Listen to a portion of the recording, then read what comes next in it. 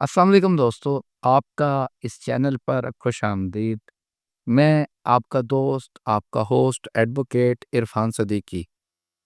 آج کی اس نشست میں ہم لوگ ایک ویڈیوز کا ایک نیا سلسلہ شروع کر رہے ہیں، جس میں ہماری کوشش ہوگی کہ آپ کو فیملی لاز کے حوالے سے کنسیپٹس کلیئر کیا جائے۔ آج کا جو موضوع ہے وہ ہے نکاح۔ مسلم معاشرے میں نکاح میاں بیوی یہ سلسلہ ازدواج میں منسلک ہوتے ہیں، اس کی بنیاد۔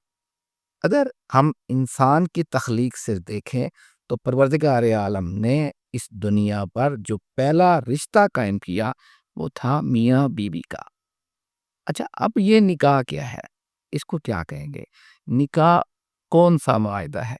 سول معاہدہ ہے، کوئی مذہبی معاہدہ ہے، کوئی رسمی معاہدہ ہے، کیا ہے؟ آج کی اس نشست میں ہم نکاح پر بات کریں گے۔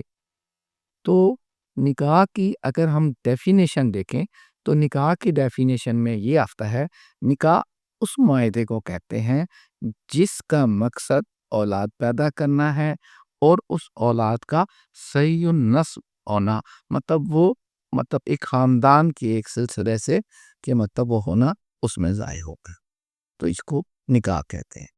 اگر میں یہاں پر بات کروں تو جسٹس محمود صاحب نے نکاح کو ایک سول معاہدہ قرار دیا ہے، اور اس کے ساتھ جسٹس قدیر صاحب نے اگرچہ وہ کہتے ہیں کہ اگرچہ یہ کوئی مذہبی معاہدہ نہیں ہے، کوئی رسم نہیں ہے، لیکن اس میں تقدس، مذہبی تقدس کو دیکھا جاتا ہے، یہ مذہبی تقدس ہے۔ اور اسی بات کو میں اگر آگے کروں تو رسول خدا صدر اسلام خاتم النبیین حضرت محمد مصطفیٰ صلی اللہ علیہ وآلہ وسلم نے ایک حدیث میں بیان فرمایا کہ النکاح من سنتی، کہ یہ نکاح میری سنت ہے۔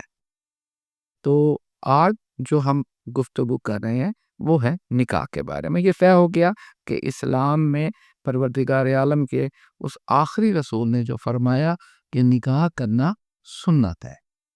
اب نکاح کے لیے جو عمر کا تعین ہے وہ کیسے ہوگا؟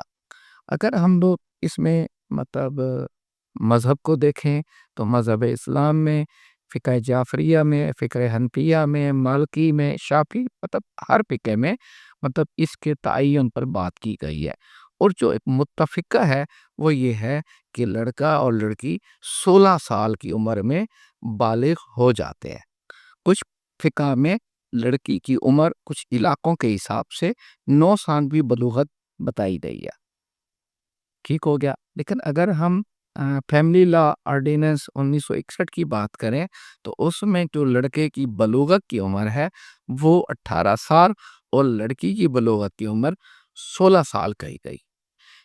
اس میں ایک کنسیپٹ یہ بھی ہے کہ لڑکی اپنی بنیادی جو تعلیم، جو بیسک ایجوکیشن ہے تو وہ مکمل کر دے۔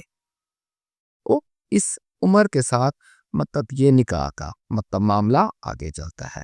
اچھا، اب نکاح کا جب معاملہ آتا ہے تو اس میں ایک مین جو معاملہ ہے وہ ہے ولی کا۔ قانون کے مطابق ولی اس کا کنسیپٹ نہیں دیا گیا، کیونکہ قانون کہتا ہے کہ جو لڑکی ہے، لڑکا ہے، بالغ ہے، وہ آزاد ہے، اپنی مرضی سے وہ نکاح کر سکتا ہے۔ لیکن فقہ حنفیہ میں، فقہ جعفریہ میں ولی کو ضروری قرار دیا گیا کہ ولی کی مرضی سے ہی وہ نکاح کرے گی۔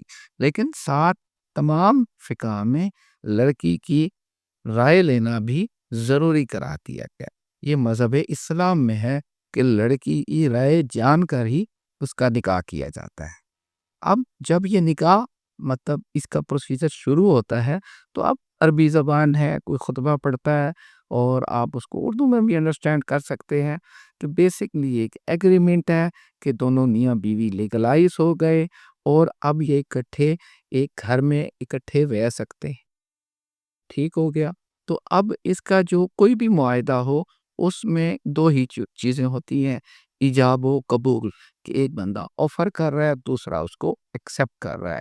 نکاح کے معاملے میں ایجاب و قبول مطلب لڑکے کی طرف سے ایجاب آفر کیا جاتا ہے اور لڑکی اس کو قبول کرتی ہے. اسی طرح لڑکے سے بھی رضامندی لی جاتی ہے کہ فلاں کے ساتھ آپ کا نکاح کیا جا رہا ہے تو کیا آپ کو قبول ہے؟ تو پھر جا کر یہ مکمل ہوتا ہے. آج کی اس نشست میں ہم نے نکاح پہ بات کی. انشاءاللہ آنے والی نشست میں ہم اسی سلسلے کو آگے چلتے چلتے فیملی لاز کو مکمل کریں گے. آپ سے استدعا ہے کہ آپ ہماری حوصلہ افزائی کیجئے گا، اور اگر آپ کو ویڈیو اچھی لگے تو لائک کیجئے گا، شیئر کیجئے گا. پروردگار آپ کو آسانیاں عطا فرمائے اور آسانیاں تقسیم کرنے کا شرط عطا فرمائے. بہت شکریہ. اللہ نگہبان.